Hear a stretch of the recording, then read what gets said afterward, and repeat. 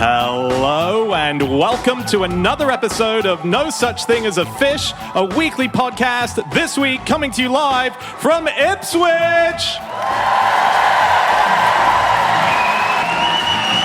My name is Dan Schreiber. I am sitting here with Anna Toshinsky, Andrew Hunter-Murray, and James Harkin. And once again, we have gathered round the microphones with our 4 favorite facts from the last 7 days.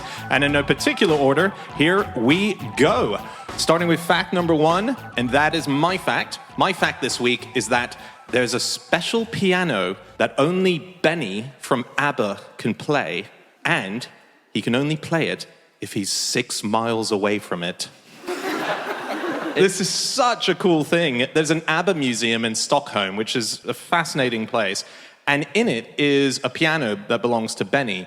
And what they've done is they've synced up the piano with Benny's studio.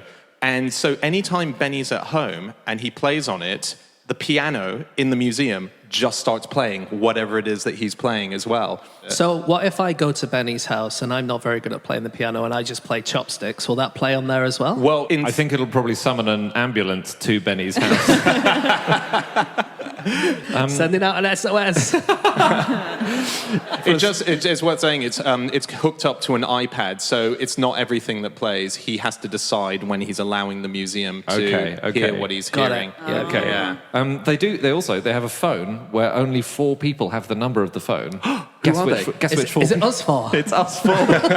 No, it's ABBA. And if the phone rings in the museum, then you know that it's one of the 4 members of ABBA phoning that cool. phone. And they got the idea from Yoko Ono, didn't they? Did they? Yeah, so Yoko Ono has got quite a few of these, what she calls telephone pieces, that's been in various different exhibitions around the world over the last few years. She did one in Argentina, she did one in New York. And her idea is that she will ring it from time to time and someone will answer. And when they answer, they're completing the piece, the artwork, if you think about it that way. Yeah. So the first time someone did that, they were in a Toronto exhibition in 2002. And the phone rang and the guy said, hello? And Yoko Ono said, are you in China? And he said, no, I'm in Toronto, Canada, where the exhibition is. And she said, oh, I'm not in China either. And she hung up. Oh, wow. Nice. Did he then get paid half the money that she'd made from selling this exhibition? That'd be amazing. Wow. ABBA, Oh, yeah. they were pretty unpopular in No, Sweden. they weren't. They were very popular. In Sweden, right right. at the start of their careers, they were seen as being... I can't believe this is true, but, they became really famous in, 1974, the Eurovision, when they sang Waterloo? Yeah. Apparently, when they became really popular in the world, Sweden was so snotty about them that they cancelled the Swedish Top of the Pops and abolished the pop charts. What? Really? Come on. I'm not No quite- way. Yeah, that's what I read. Yeah. Why? Because they thought that Just they were a they'd gone bit... too commercial. They were a bit commercial, they were a bit poppy, they had an incredible and different sound, but they were also very, commercial. But they were weirdly like a supergroup because both Benny and Bjorn had very big bands that they were in before ABBA came along, and then they got married to Agnetha and Annie Frid, who both were big singers, and it didn't work. And one theory by one of the people who worked with them is because they had a terrible band name before they came up with ABBA. So their original band name was Bjorn and Benny, Agnetha and Annie Frid. That was their name. And then they became ABBA because that was the shorthand that was used for it. It was a newspaper competition that got them their Was name. it? Yeah. Really? Yeah, because they'd had other names which included Alibaba and Fab and Baba, and then the Gothenburg newspaper held a competition to say, we've got to get this band a better name because these all stink. And ABBA was the winning I entry. read that they borrowed the name from a fish company, and that was on the website of the fish company. They said that we agreed to lend our name to the pop group. As though they're going to give it back at some point. It does, because it is a big fish company. Yeah, Everyone they're properly knows big. ABBA Yeah, Fish yeah, Company, and so I can see that it would have been controversial.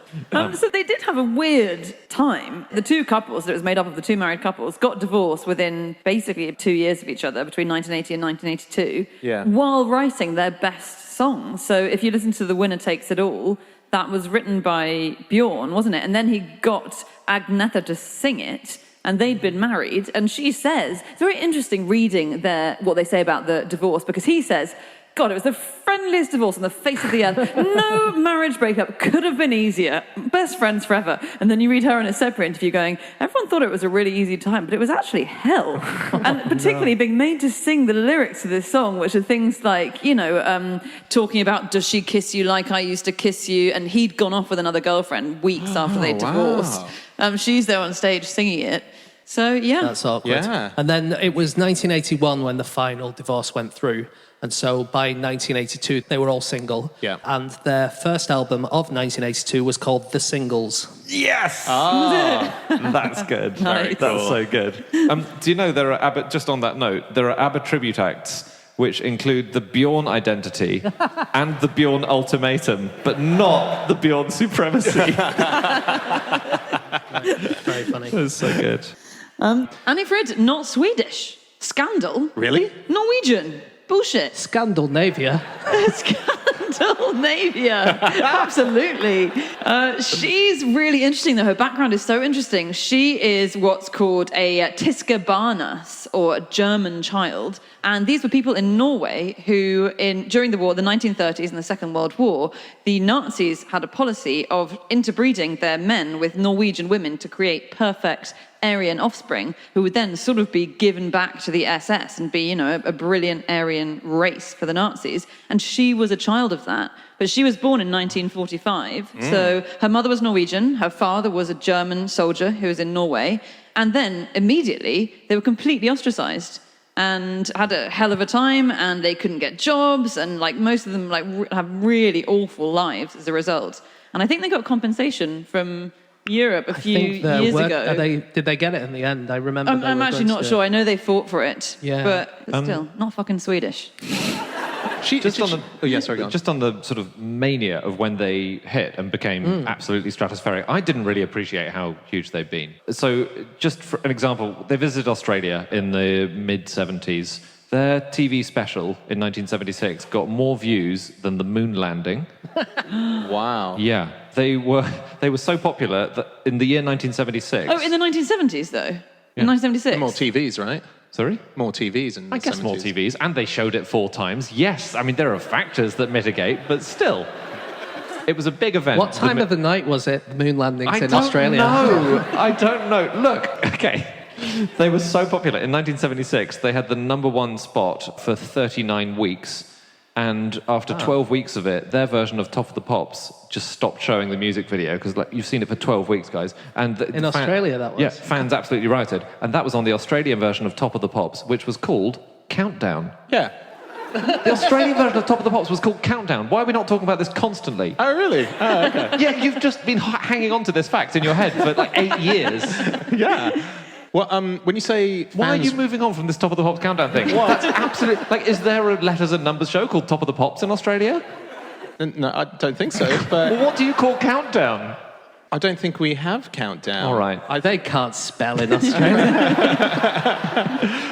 Well, when you say fans rioted... Did I say rioted? Yeah. I meant were furious. One complaint was registered with the ABC. No, but genuinely, look, when they toured, one mother ran and she put her baby down on the road so that their tour caravan would stop and she could get an autograph. Whoa. There was a hotel which cut up their bed sheets after they'd left and they sold it via newspaper Oh, adverts. they do that all the time. Yeah, they did that with the Beatles as well. I've got about Not the 6 baby of them. thing, though. I just want you to know we will not succumb to that kind of blackmail. If there's a baby in front of our tour bus, we're going straight over it. I think that's fish policy, right? Yeah.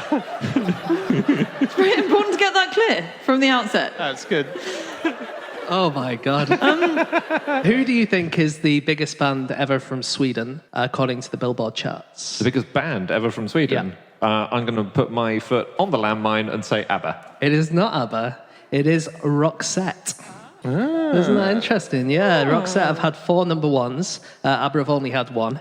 And the interesting thing about that is they were a band in Sweden, And there was a high school student who was on exchange in Sweden, heard about Roxette, went home, brought a record home with him, and pestered the local radio station in Minneapolis every single day saying, play this, play this, play this. Eventually they did play it, and within 2 months they had a record deal in the US and the #1 single. Wow. Oh my God. Isn't that cool? That is. But really, mostly the best, well, we all know what the best band from Sweden really is, and that is Rednecks, the singers of Cotton Eye Joe. They're from Sweden. Cool. Cotton Eye Joe, the song, do you know what that's about? Cotton Eye Joe, I've been there long to somewhere. He's been somewhere. Where did you come from? Where did you go? Where did you come from, Cotton Eye Joe? Yeah. Well, what's it about? What's cotton-eyed mean? He's a teddy. He must be a teddy. No, he's someone with syphilis. Oh, So close. we think possibly it's from the 1800s. It's an African-American folk song about a man who has cotton eyes, and that's either from syphilis or from drinking too much moonshine. Right. What do you mean syphilis turns your eyes to cotton? It kind of makes them go like milky in colour. Okay. So the other really interesting thing about Rednecks is when Napster came out and everyone started sharing music, the manager who owned all of the rights, called Peter Edinburgh, he decided there was no point selling records anymore. What we're going to be is like a band who just goes around performing. And so he got rid of all the original members and brought in 20 new Rednecks. And that means they can play 5 different gigs on the same night. Wow. There's a Rednecks in Australia, so they can play in Australian gigs. When are we going to do this? This is amazing. There's an online shop where if you pay 11,111 euros, you can get a private show anywhere in the world from Rednecks. Right. And if you pay 2 million euros, you get the entire band. I was going to say, Oh my can you mix God. and match? Can you like make your fantasy Rednecks team kind of thing? That'd be amazing. Wow. Why don't you take Larry over here? He's got gonorrhea.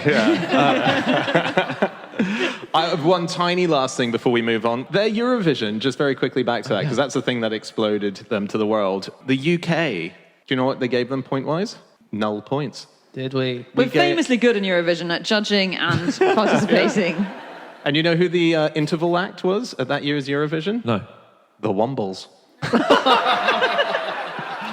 Huge. What a Eurovision. That's a big year. They would have won. If they'd been formally entered, they would have won. They would have cleaned up. Well, listen, we need to move on to our next fact. It is time for fact number 2, and that is James. Okay, my fact this week is that by changing the genome of a daddy longlegs, scientists have created a daddy shortlegs. What did they do to the genome? Because it sounds like if you want shorter legs, you're going to make shorter genes, right? And you'll need shorter jeans once you've got shorter legs. Yeah, Wow. that was the joke. Yeah. That was the joke. Thank you. I'm just a height person for everyone's jokes tonight. I warn I you. appreciate that, really do. Okay, so just to confirm, what we're talking about here is harvestman spiders, and that is what Americans call daddy longlegs. We would sometimes call those daddy longlegs, but more often we would say crane flies are daddy longlegs. But anyway, they're actually not spiders or arachnids, but they have 4 pairs of legs. They walk around. They have 2 pairs of legs that feel stuff. And their legs have got these things called tarsomeres. And if you think about your hand, you've got these little knuckle bits here. You've got like 2 on each finger, and it means you can grip stuff. They have got loads of these, which means they can really grip around stuff. And the scientists wanted to learn more about them, and so they did so by turning off some genes, and in this particular case, they turned off the gene that made all these extra little nubby bits, and they ended up with really, really short-legged spiders. Why? It's science, Anna. Just to see, right? Because they're confused by the harvestman, the daddy long legs, and they're just saying, why have you got, it's like having 100 knuckles on a finger. Exactly. So imagine, Anna, that we work out which gene does this in the harvestman, and we could somehow get that gene sorted in ourselves. We could have the bendiest fingers like Mr. Tickle. It's the dream. It's the dream come true. They use them to mate with each other, don't they? That seems to be the main purpose Yeah, I'm of not their saying we coiling. would do it that way. I mean, you must have a vested interest in this somewhere. No, they seem to sort of mate by lassoing their arms around each other. So yeah, they'll extend their arms and they'll wrap it around the male will wrap it around the female's arms dozens of times, so it's really locked on, and then they mate throat to throat. James, I have a question. Were these daddy short legs bad at sex as a result? Were they I able didn't try. I imagine they would be. I can't tell you for sure. It wasn't in the paper whether they were bad at sex. But you would think so, because the legs, like Anna said, they are quite important in the sexual thing with the harvestman spiders. For instance, the male will often grab the female's leg and just start nibbling on it because it's really hairy. Ooh. So he's got a really hairy leg and he'll just sort of nibble on the hairs. Right. Isn't that, we don't really know why they do that, though, right? The scientists are like, and they sort of jiggle the leg around and stuff. Yeah. We can't tell why. The article I read said presumably for her pleasure, but that's a big presumption to make, isn't it? Right. Oh, there is another thing about the oldest genitals found in 2003 were, I don't know if it's been superseded by some even older genitals, but it was a harvestman, which was 400 million years old, which I find absolutely mind-boggling. There was another one found a bit later in Myanmar, which was, again, trapped in amber, like in Jurassic Park or whatever, which was 100 million years old, but it was very exciting because it was erect. And the story about it in Live Science, it started with the words, if you think an erection lasting more than 4 hours is a problem, try one lasting more than 99 million years. But it's amazing that we found it because it's very rare to see a harvestman or daddy longlegs with an erect penis. It's a very rare thing. And it's even rarer to see it in fossils / in amber. We've only ever found, up until the point of this article you're talking about, 38 fossils of harvestmen in history. And one of those has a penis coming out of it, and they didn't expect it, and they could tell that it was a different species to other ones now alive because of its penis. It has a sort of heart-shaped top. Oh, so, yeah, it's really sweet, yeah. And when you look at it, it's genuinely, it's like a little emoji, like it's very cute. But that penis, that erection, we think it may have been mating, but we think it may not have been mating as well. It might have just been watching dinosaur porn or something, whatever it was back then. We think either it was mating and it got stuck in the amber and then somehow the female got away, for example, or the amber started to roll over it and its blood pressure just went boop, it went right up, and the penis was literally just pushed out of it in a kind of big death erection, and then it died. I'll be honest, when I did this fact, I thought we would be talking about spiders and daddy longlegs and genomes and stuff, and we seem to have gotten onto the... Sorry. We were obviously going to erection. get onto the penis because they are the only arachnids with a penis. And so I imagine that they would want us to be mentioning that if they knew we were talking about it. Because spiders just have like pedipalps that they put their sperm onto and then spray Spider-Man? Yes. Yes, I think he has the pedipalps, not Does the he? penis. Yeah, that's... Wow. There are so many species. There are 6,500 species of harvestmen, and then that's not even including crane flies, obviously. And they let off a disgusting smell when they're under threat, which apparently you can smell. So if you see one under threat, which it probably will be if you're approaching it, then try and touch it, and it smells a bit like petrol, apparently.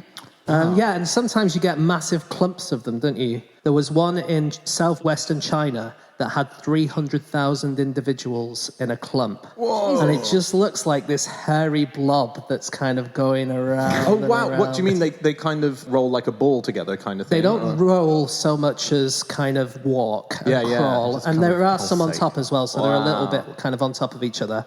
It can be hundreds of thousands of them, and they think that possibly, again, we're not sure why they do this, but one reason could be that if they're all giving off this farty smell, then it might make it even more potent. Oh, okay. You can't be blamed if there are 300,000 of you in the same. They can lose legs, but they can't grow them back. So in the same way that we can lose legs, they can lose legs, but they do it more often. So they'll lose a leg defensively sometimes if they're being predated on, then they'll kind of rip off one of their legs and leave it behind, and they can be fine. They can be basically fine with 2 legs lost, but their gait changes a little bit. So it seems like they start to use their body as a replacement leg. So they do what's called stotting if they're down to 7 legs, which seems to be they brush their bellies against the ground with every stride. And then if they lose 2 legs, they turn to bobbing, which is where they really bounce like a bouncy ball along the ground, up and down. And sometimes they just bob up and down on the spot really, really fast. We don't really know why. Maybe to like evade birds or something. Wow. It's weird how, so I can picture daddy longlegs in my head, but the body is not quite in my head. So just as a sort of an equivalent, if humans had the length of leg that a daddy longlegs had, it would be as if we had 80-foot long limbs. Whoa. 80 foot? 80 foot, yeah, compared to body size, the torso bit. That is Mr. Tickle, isn't it? Just to go back to earlier. It is. That's what he's got, basically. That's true. Wow. The daddy longlegs, harvestman and cranefly, they've only been known that since 1820. Before that, they were known as father longlegs. No. Yeah, in the formal, very nice. 1740s, That's father nice. longlegs. And even 100 years before that, crane flies were known as Harry longlegs. I've read that in Ireland they're called Skinny Philip. I don't know why. That's a cartoon I would watch. Skinny Philip. Man, the crane flies, which I think maybe we know a bit better in the UK, just there are so many more of them, especially in autumn. They live underground for 10 months, and then they come out for a few days, they mate, and then they die. What we're seeing is, it's almost none of the story of the daddy But the long rest legs. of the story is quite dull, isn't it? It's like following Sleeping Beauty's story while she's asleep. It's like, no. They're not asleep. They're well alive under the earth. Are they? Yeah, of course they are. They're larvae. Well, no, I know they're alive, but like, what are they doing? They're awake. Well, they're moving around. They have expandable arses when they're larvae. You won me over. I think we all do. No, they have like inflatable arses that they fill up with like hemolymph, like kind of like fluid. And that's how they move through the soil to like push them forward as they inflate their bottoms. And they're fat worms. They're much fatter than a daddy longlegs' body when they're worms. And then it lodges them in the earth. So if they need to eat a bunch of leaf matter, then it roots them in because their bum just, clogs up the soil around them. It's a very clever move. That's awesome. Yeah. Yeah, watch that show. I take There my you words go. back. Yeah. It's the best time of their lives and we never get to see it. Yeah. We're going to have to move on in a second, guys, to our next fact. In 2016, there was an entomologist called Liz Fowler, and she went to the island of St. Helena to look for something called the Basilevsky's crane fly. People had thought it had been extinct for about 40 or 50 years. No one has seen one for 45 years. While she was driving along, one of them flew into her car and landed in her hand. Oh, wow. Did you know that was it? She didn't sort of crush it, toss it out, and then someone found it years later. That's unbelievable. Well, listen, we need to move on to our next fact. Okay, it is time for fact number 3, and that is Andy. My fact is that Kew Gardens has managed to keep the same pot plant alive for 246 years. Yeah. It's beaten my record by 246 years, pretty much. Yeah, it's an incredible plant, but it's also an incredible effort. It's really amazing. So it's a plant called Encephalatos altensteini, and it's in the Palm House at Kew Gardens, which is one of the really, really warm greenhouses. It weighs a ton. Literally, it weighs 1 ton. And it's 4 meters high, and it was collected in 1774. Wow. Isn't that amazing? So that's what, King Louis XVI in France, pre-French Revolution? I heard someone say that it's older than the founding of the United States of America. Just about. Snuck in there. Just snuck in there. Yeah. Exactly. My God, maybe that was what made them strike for independence. Yeah. What, when it left? Talk us through that, yeah. When the British took it? It's hard to see the chain of causation, but it could be. Yeah. That's a song missing from the Hamilton musical that Lynn was desperate to get in. I met it recently. I met the pot plant. Oh, yeah? Did you? Yeah, we did a gig on this tour in Richmond, and before we went there, I went with my family to go see it, and we were in this beautiful, this greenhouse that you go in, and it's so hot in there, it's very sweaty, and you're cutting around the corner, and then there's this little post that says, oldest pot plant in the world, ?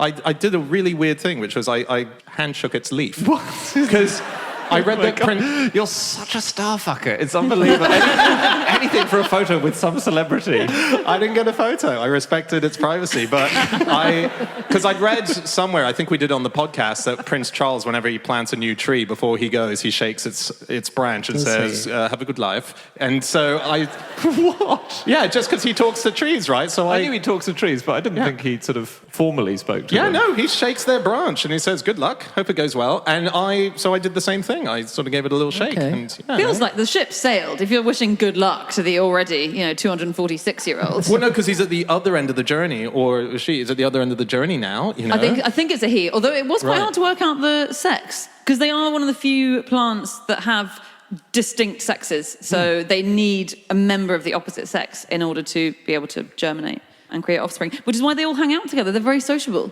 So we might be doing quite a cruel thing by keeping this poor chap on its own. Oh, yeah.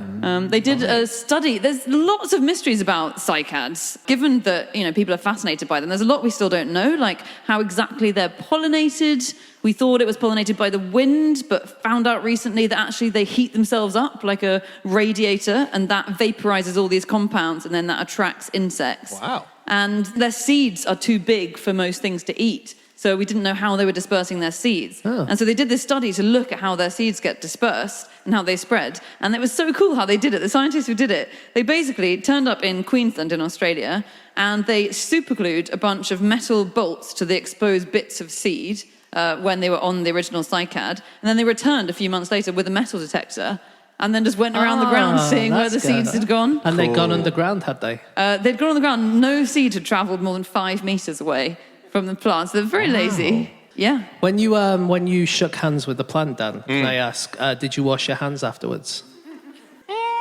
Uh-oh. He's never washed that hand again, has he? Because they're incredibly poisonous. Like Are they? really poisonous. Yeah, super poisonous. They were used to execute criminals in Honduras. What? Cycads. This more generally cycads. Yeah. There was a guy called Willem de Vamley. He was on Rottnest Island, which is near Perth. And he and his soldiers ate some of these plants, and they said that it violently affected them both upwards and downwards. Wow. That could have been an awkward moment in Kew Gardens. God, I'm lucky I didn't do that because I genuinely used to... Suck your fingers? No, this is really embarrassing, but there was when I was a kid, if I met a celebrity, because it was so rare, I had this weird reaction where I'd lick my hand afterwards. My fucking God. So after I met Julian Lennon, I licked my hand. Did you think that some of his DNA was going to get into your Some mouth? awesomeness would come into me from the son of John Lennon. And have you given up that habit over the last 18 months, or have you kept on tracking with it? Very good. Okay. Yeah, the last thing I did that with was a travelling piece of stone from Tutankhamun's burial chamber. God, it's gone downhill since the days of Julian Lennon. You're very lucky to be alive because Julian Lennon, of course, is extremely poisonous. Wasn't he used to execute criminals? Yes, he was. Yeah, I think. And, This thing, it's one of many amazing plants in Kew. So there was a collector called Francis Masson who was unbelievable. I think he's the plant hunter who collected this. He was the one. He was the one who collected it. Yeah. So he had this incredible life going around collecting plants. He introduced 1,000 different species of plant to Britain, and he had a bad time, as in he got caught in a battle on one occasion, just absent-minded. He was in a hurricane which destroyed all of his specimens another time. He was taken prisoner by the French, attacked by French privateers a different time. Basically, he was a plant hunter at a time when the world was at war over its seas, and so this created big problems. And the French just didn't like plant hunters. They did not. Well, they didn't like... He managed to talk his way out of it most times. So there was a time where he was in South Africa, and he was so interested in the plants he was hunting that he lost all sense of time and space and completely stopped focusing on the world around him. Wow. And he forgot the main thing he'd been warned before his day's work started, because he'd been warned there was a party of escaped convicts on the loose. Look after yourself and keep alert. Wow. And he then heard these clanking chains coming near him. And he had to just run away as soon as he realised that. Amazing. was he there? He was there watching them, thinking, "I know this rings a bell. I'm supposed to do something now." Is it approach them, shake their hands, and lick it? There was It was in South Africa that he found this plant, right? The one that's in Kew Gardens, and he was around there with two other people, one called Thunberg and another one called Lady Anne Monson. And Lady Anne Monson's really interesting. She was the great-granddaughter of Charles II. She was described as a very superior whist player and a remarkable lady botanist. There's a flower now called Monsonia, which is named after her, and it was named by Linnaeus, who didn't really know her, but used to write to her. But he really, really, really liked her. And he wrote to her saying, "This is not the first time that I have been fired with love for one of the fair sex, and your husband may well forgive me so long as I do no injury to his honour. Who can look at so fair a flower without falling in love with it through all innocence? Should I be so happy as to find my love for you reciprocated, then I ask for one favour of you." Strawberry. Always strawberry. I ask for one favour of you, that I might be permitted to join with you in the procreation of just one little daughter to bear witness to our love, a little Monsonia flower. Oh, he really kept that till the end. Like, She must have read through it going, fucking hell. So Francis Masson, he brought it back from South Africa to London, and they brought it on a boat. They strapped it to the deck of the boat because they wanted to make sure it got water and sunlight so it didn't die in the process. And then it was taken on a barge down the Thames. I mean, it's like an explorer in its own right, this plant, before it lands, you know. So it's meant to produce cones. this plant. And in the whole 240 plus years that it's been in Kew, it's only ever produced one cone, a single cone. And it was witnessed by Joseph Banks, who was the great explorer botanist as well. That's when he was, I believe, a director unofficially of Kew Gardens. So it's and it was like just before Banks died, I think. The year before he died. It says that in the article. It said the year before his death, as if it was like the next time a cone comes. Well, maybe he licked it. Yeah, yeah, that's true. But my favorite thing about this tree, which I didn't notice at the time, this pot plant, is that it's so old now that, like if you were old and you're getting tired, it can't really stand too well. And so it's leaning on a lot of props, just looking like it's still doing okay. It's just knackered, just going, fucking hell. So cool. Yeah, it's being helped up. Its name means bread in the head, which is a cool name. Encephalatos altonsteinii is the specific one, isn't it? And encephalatos means bread in the head. And that's because you can make bread from it. So you've got to be careful, obviously, in case you do the whole accidentally executing yourself thing. But apparently, its stem is full of starch, a really good quality starch. So you take the pith out of the stem. If you bury it for 2 months, it gets rid of the poisonous toxins. Now, I actually haven't seen any evidence that this genuinely works, as in I'm not sure you'd actually die if you didn't bury it for 2 months. It's in Jamie Oliver's 15-minute meals, isn't it? Yeah, there's a few different ways they do it. The Khoikhoi people, they tie it up in animal skins and bury it, don't they? And in Australia, there's quite a few tribes who will put it under running water, like in a river, and they'll leave it there for 3 months, and then that supposedly makes it better. Right. It's a long time to wait for breakfast, isn't it? Yeah. We need to move on soon, guys, to our next fact. Really? Can I quickly mention, I was reading just a few things about Kew Gardens generally, and it's a pretty amazing place outside of the plants that they have there. So one thing to look out for next time you go, they've got bits of, so in the 19th century, London Bridge was sold to America, right? All of it was shipped over, except for quite a few chunky granite blocks, which were part of the bridge. And that's in Kew Gardens now. And there's a bit where it's got park benches on top. And so a lot of people are sitting on London Bridge, and they have no idea that they're sitting on... Cool. Yeah. So cool. Did you see anyone, while you were there, sitting on the benches, looking at their watch, going, they said they'd meet me at London Bridge. I don't understand. I want there to be one person. They have their own police force in Kew Gardens. Kew Gardens has its own constabulary, which they have the power to arrest you. So, Dan, you got very lucky, actually, with your... Can you be arrested for licking your hand after you've touched a plant? I didn't lick my should hand. be an arrestable offence. I think That's the old me. All I did was shake its hand and say, good on you. I think it's a bit tree too. Hey! Hey, you're doing it. Look, we won't accept sarcastic rounds of applause, all right? It's not on. Come on, beggars can't be choosers. Okay, we need to move on to our final fact of the show, and that is Anna. My fact this week is that red pandas like artificial sweetener. They're very weight conscious, turns out. This is like if we were in a room full of red panda biologists, there would have been such a gasp at that because that is astonishing information, guys. We did not think mammals could taste artificial sweetener. It doesn't make sense.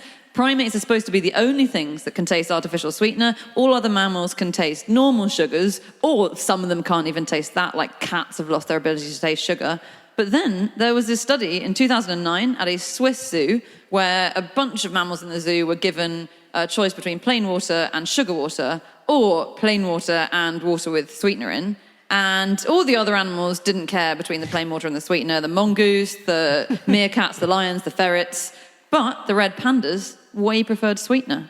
And in fact, their favourite was aspartame, which is the canderel one. Do we know why they in particular seem to like sweeteners? No, I think we can speculate that maybe it attracts them to bits of their diet, which is all bamboo. So I don't know why it would. But Interesting. So there is a thing about some animals, like if you eat a lot of plants, then you taste more bitter things. As opposed to like cats that eat meat can't really taste bitter things very well. And that's because a lot of plants have toxins in them which are bitter. And possibly some of the taste receptors that let you taste bitter things are also the ones that let you taste sweet things. So it might be that kind of thing. But yeah, you're right. We don't know, basically. yeah, just random. Yeah. But they can have a canderel in their tea and be satisfied. We should say what a red panda is. Yeah. Oh, yes. I did not know before. So pandas are black and white, aren't they? Pandas are black and white, and these are red. They are both non-pandas, and they are the original pandas. Okay, so they're these little mammals. They look a bit like raccoons. They were thought to be raccoons. They're not raccoons either. What the hell are they? They were put in the bear family. They're not bears either. What the hell are red pandas? Yeah. They are in This their sounds own... like a kid's book, I reckon. What the hell it are red does. pandas? Yeah. That is a really good idea for a children's book, actually, because they're very sweet as well, and it's very satisfying when you see one. Yeah. They are in the Iluridae family, and they are, I think, the only animals in that family. The only ones left, certainly. The only ones left. They've It's got no very sad. relations. So Sad. but they are a panda then? Well, they're they were called panda before pandas were called pandas. If anything has the right to be called a panda, Yeah, it's the red panda. And pandas, am I right in saying, aren't pandas because they're bear family? Well, there's no such thing as a panda. Panda. Really. A panda is just a word. That's right. New name. They're both pandas because it's in their name. But yeah, panda bears are bears. Although there's been this constant debate about whether either of them are bears. Are they really bears? I think we Panda bears? discovered panda Yeah. bears are bears in the 80s. We always thought they weren't, and they used to be called giant pandas. And then in the 80s, someone went, oh, actually, it turns out it is just a bear that's black and white. We can call it a panda And bear. the weird thing is, before they were called panda bears, they were called party-coloured bears. Yeah. Cool. That's a great name, isn't it? Yeah. So good. It's like disco pants. Disco, yeah. If you're trying to picture right now in your head what a red panda looks like, you all know Kung Fu Panda. Yeah. Kung Fu Panda... That's a real giant panda. But is it a panda? Because pandas aren't panda bears, so it's a bit weird, right? But the Kung Fu master in it is a red panda. Oh, is he? Yeah. So he's the real Kung Fu Panda of the movie. Yes. Okay, there's another thing which is really annoying about red pandas and pandas. So pandas, giant pandas, have a pseudo thumb, right? They have this weird spur on the side of their hand which helps them, I don't know. So, it's where a thumb should be, but it's not an actual thumb. Exactly, yeah, because they don't have thumbs because they're not primates, whatever. So giant pandas have that, but red pandas also have that, and both of them have evolved it separately for different reasons, but they've both got it. Okay. That's weird. The giant panda got it to eat bamboo, and we think the red panda got it to climb trees. But they both have then it. the red panda uses it to eat bamboo. It's so annoying. And that's why people thought the giant panda was the same family as the red panda, because Exactly. they both had this weird thumb thing, but it turns out they're not related at all. Wow. But at least there's definitely only one species of red panda, and we know exactly what that is, right? Wrong. There are two species of red panda which no one knew about until about 5 years ago or whatever, when someone did some DNA analysis and found out there are two separate populations. One is Chinese and one is Himalayan. And they're separate species of red panda. They are, and we've been accidentally mating them for years, haven't we? And then it turns out that... bizarre. Have they been having babies? Yeah, I think okay. they count. I think they're just about different species. You know, the definition of a species is it gets kind of grey when you look too closely at it.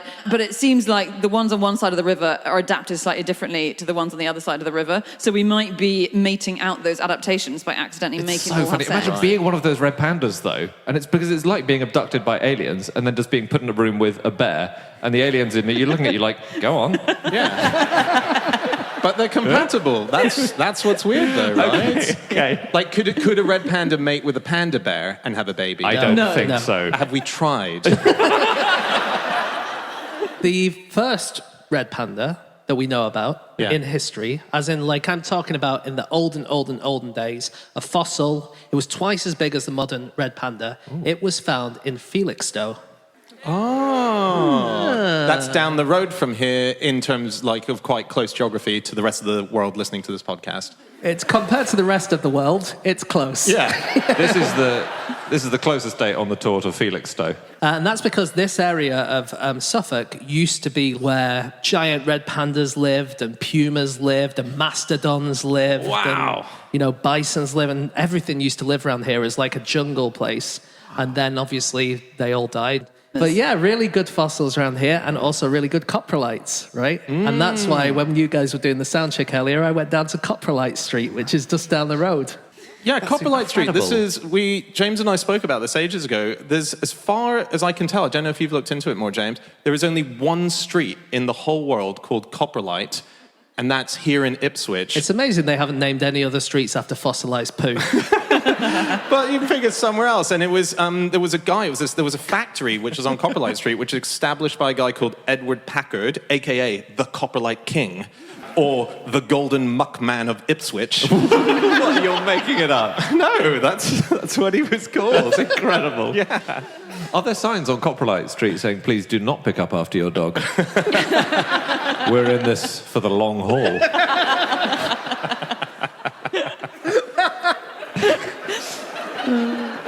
Red pandas not very good at pooing, incidentally, on their Really? own. Or baby ones aren't very good at pooing. And this is a problem or a privilege for zookeepers who have to look after them, because sometimes their mothers don't seem to be very good at maternal care. They sort of abandon them. And so zookeepers have to raise the offspring themselves. And the mothers, what they do to stimulate the offspring to poo and wee is lick their abdomen and their anuses. And so, as a zookeeper, I'm afraid that you've got to go up there. You've got to lick the anus of the... I think you do the old Dan Schreiber and you lick your hand and then you go for it. The old Dan Schreiber. I'll just shake you by the anus and lick my hand. Got to remember to lick the hand before Dan. But this is, I mean, that is a thing that you do with your own kids, not the licking the anus bit, but... Dan, do not make us call the social in the middle of a show. Well, you certainly don't do it twice. You learn your lesson after the first go. But no, but that, like, if my youngest, Ted, at the moment, if he's not had a poo and you need him to have a poo, you do things like rub his tummy or bicycle his legs or sit there going, and then he goes, and then he'll crap himself because his has force behind it. And, sometimes you let a little thing out, but that doesn't matter. But that, I mean, we do that with our kids, I think, as well. Yeah, different tactics with the same end result. Same end? Yeah. Same end. Gosh, the world's... just feel like we all need a breather, you know. The world's oldest living red panda died. Sorry. Right. Okay. Right. Last year. Not the oldest one ever, not the Jean Calment of red pandas. That one lived to 24. But this guy lived to 21 years old before dying last year.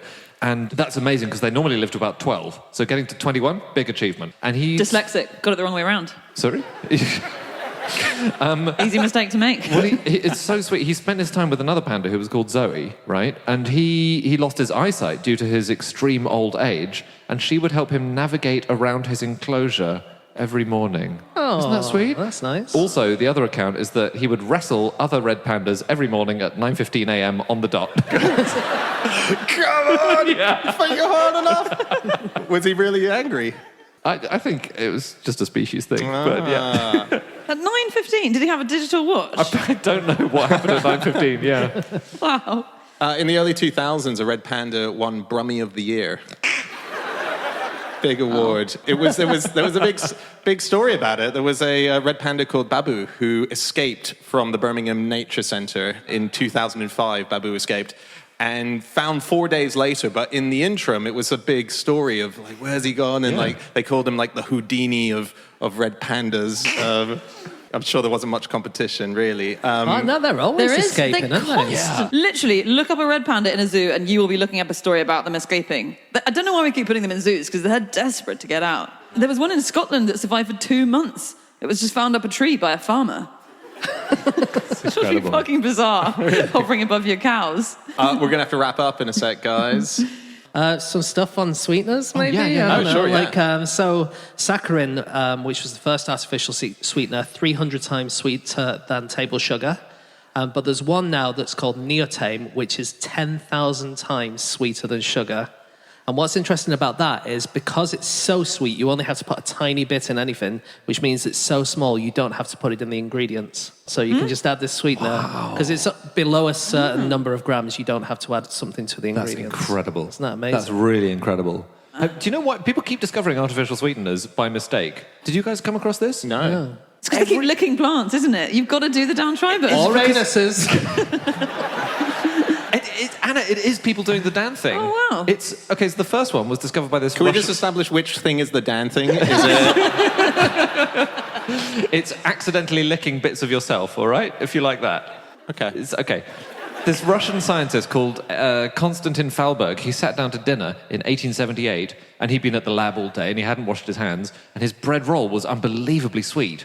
And then his drink was really sweet, and then he found even his napkin was really sweet. And it turns out he'd invented an artificial sweet. I don't know why he started eating his napkin, but he realised, and he went back, and he just started tasting things on his work table, and he had created this unbelievably powerful, the first ever artificial sweetener. But that is not the only time it's happened. It happened again. Cyclamate is the next one. A scientist called Michael Sveda accidentally tasted something sweet. Aspartame, something sweet.